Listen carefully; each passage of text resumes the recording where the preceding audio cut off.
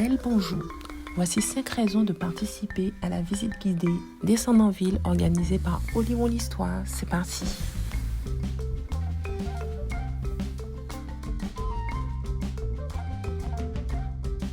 Raison numéro 1. Saint-Pierre, ce n'est pas uniquement 1902. Et oui, quand on pense à Saint-Pierre, on l'associe immédiatement à l'éruption de 1902. Mais vous verrez qu'avec Vali, on est plongé dans un univers complètement parallèle et différent de celui de l'éruption.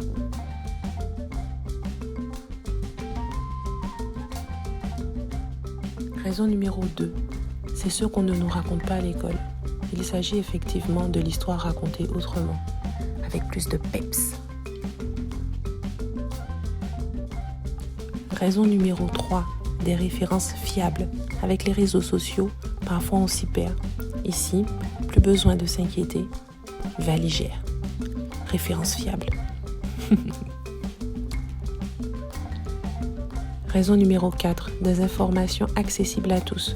Peu importe le niveau scolaire que vous avez, vous aurez des informations claires, précises, à la fois intéressantes. La visite est accessible à tous.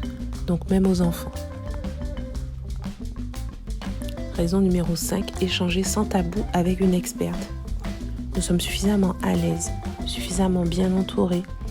On peut largement se lâcher sur tous les aspects de notre histoire, poser toutes les questions qu'on n'a jamais osé poser de peur de paraître bête ou tout simplement parce qu'on est gêné ou timide. On peut attendre la fin de la visite afin de discuter avec Vali.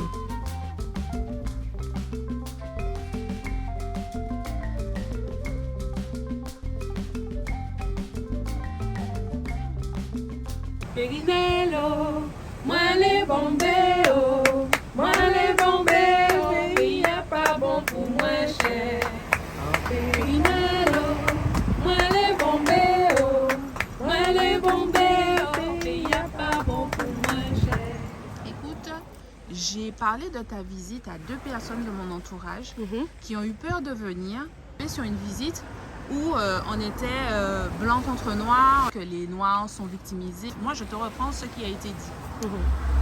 Que peux-tu répondre à ces personnes? Parce que je pense qu'elles ne sont pas les seules à penser comme ça. Depuis les années 60-70, on a de manière précise et efficace des chercheurs martiniquais, guadeloupéens, des chercheurs et des chercheurs qui ont travaillé sur notre histoire, qui travaillent encore sur notre histoire. Alors, tout de suite, je pense à Gilbert Pagot, par exemple, mais tu as des Liliane Choulot, tu as des Jessica Pierre-Louis, tu as des... enfin bon, il y a de quoi faire. Et ce sont des personnes qui font leur travail correctement, comme moi. C'est-à-dire qu'on a une déontologie. On n'est pas là pour dire ce qui va plaire, mais on n'est pas là non plus pour être... en tout cas, au moment où on s'exprime dans nos travaux, on n'est pas là pour défendre une cause. On est là parce qu'on nous a appris un métier. Et notre métier, c'est quoi? C'est lire les sources, les étudier, les comprendre et les analyser. Et les analyser à la lumière de ce qu'on a progressivement, parce que les sources qu'on avait il y a 30 ans, c'est pas celles qu'on a aujourd'hui. On a d'autres en plus. On a des compléments d'information. On croise nos recherches avec d'autres chercheurs et chercheurs du monde entier qu'on rencontre.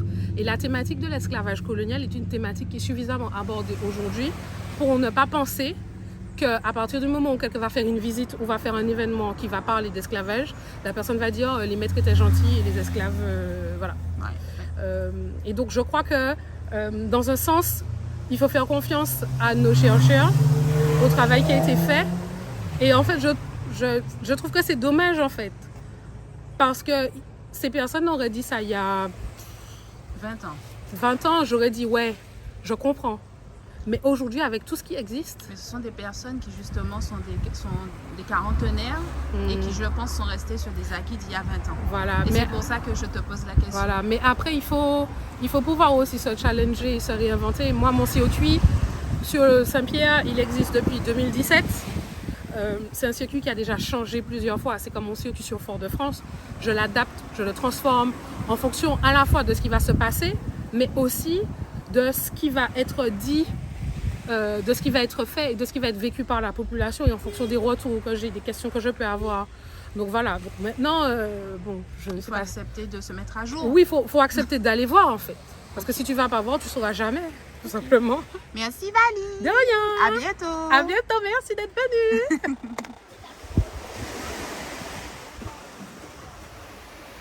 faire de visite sur Saint-Pierre, donc bah oui, j'en ai profité pour prendre un bain. Ça, c'est un des avantages, n'est-ce pas, non négligeable quand on vient faire une visite avec Vali sur Saint-Pierre, c'est qu'on peut prendre un bain de mer. Personnellement, j'en ressors très satisfaite et puis sereine et limite, voilà, je me sens plus aguerrie et plus avertie sur tout ce qu'on peut voir passer sur les réseaux comme information de certaines personnes qui ressentent le besoin d'utiliser notre histoire comme étant une source de revenus, disons-le clairement, ou la volonté de chercher la lumière et d'être connue à travers une histoire qu'ils ne maîtrisent même pas. Donc moi, perso, quand je sors de ces visites, je me sens mieux, je me sens bien et je suis rassurée sur les sources qu'elle peut citer. Et donc j'avais envie du coup de faire une petite vidéo pour vous citer les 5 raisons pour lesquelles vous devez, et j'espère que vous aurez vraiment envie, que vous aurez envie d'assister à une de ces visites. Elle en a 3 actuellement, une à Fort-de-France, une au Lamentin, une à Saint-Pierre.